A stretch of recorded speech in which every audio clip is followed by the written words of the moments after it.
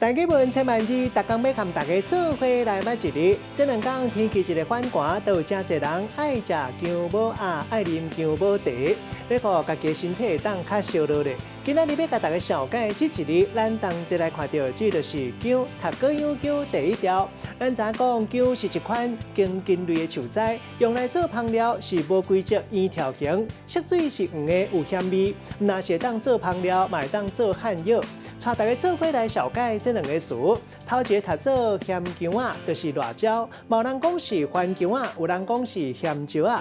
第二个词读做姜母鸭，这是甲老姜母切做一块一块，掺入去到番鸭缸做伙炖的补品。咱用一句话来举例，甲这两个词甲做伙。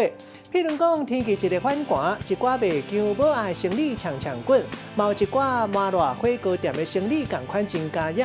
真侪人想要食有掺咸姜仔的烧汤，互身体较烧热咧，就较唔惊寒。